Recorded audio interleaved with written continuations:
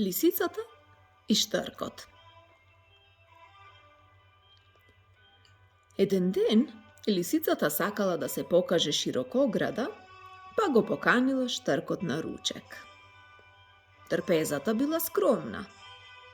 За ручек била поставена бистра супа, сипана во една плитка чинија.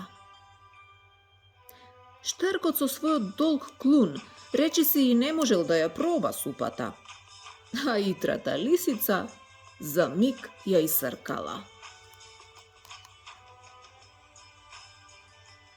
По некое време, Штркот решил да и возврати гостопримство на лисицата, па тој ја поканил на гости кај себе. Со задоволство ќе дојдам, со задоволство ја прифаќам поканата, одговорила лисицата.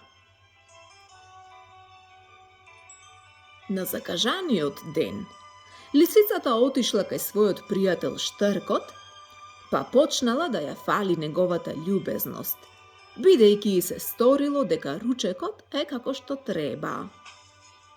А воедно била и многу гладна. Се насладувала на мирисот на сготвеното месо, кој се чинело многу вкусно. Но Штркот го ставил јадењето во едно шише со тенок и долг отвор. Клунот на Штркот можел лесно да се провре низ отворот, но лисицата не можела да ја провре муцката внатре.